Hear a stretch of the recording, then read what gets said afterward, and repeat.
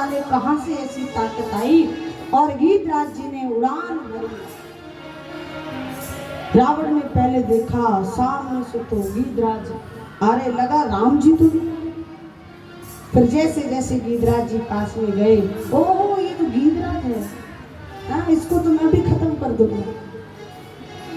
गीधराज में और रावण में झगड़ा होने लगा, लड़ाई होने लगी। भगवान वर्णन आता है कि गीधराज जी ने चोंच का प्रहार किया। जैसे चोंच का प्रहार किया तो रावण कुछ समय के लिए मूर्छित होकर के गिर गया।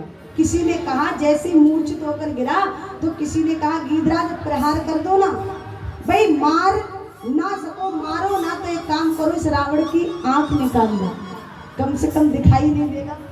तो फिर आगे तो गीधराज जी ने कहा नहीं, मैं भारत का पक्षी हूं। मैं ऐसा वर्णन आता है कि निहत्थे पर जो मूर्छा में होता है उस पर कभी प्रहार नहीं करना चाहिए, इसलिए मैं अपने धर्म का पक्का हूं, मैं इस पर कोई प्रहार नहीं करूंगा। ताकि ये उठ जाएगा तो तुमको मार देगा।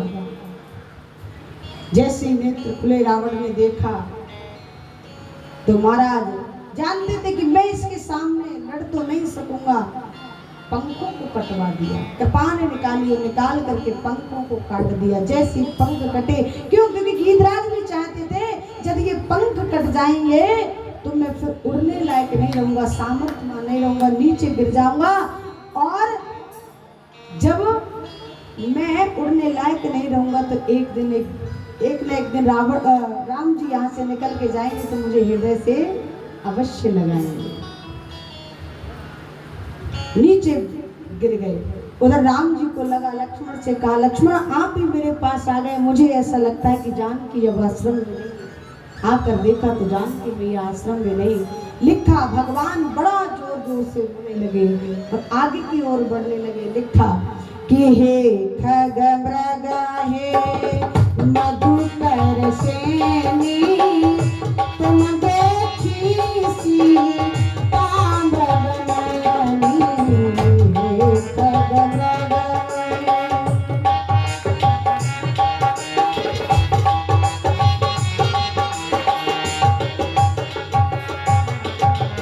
हे खग मृगा हे मधुकर सेनी तुम देखी सी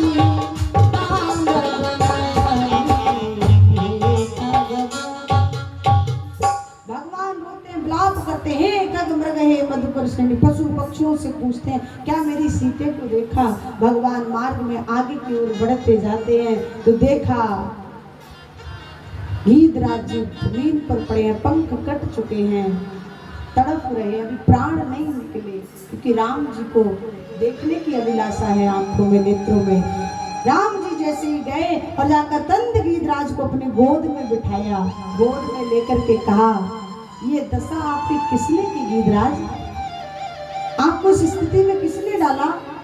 तो गीधराज जी कहते नाथ दशानन यह गति की रे खल जनक सुता हर लेने। नाथ ये गति ये दुर्गति में किसी और ने नहीं की, किसने की? दशानन उस रावण ने की है।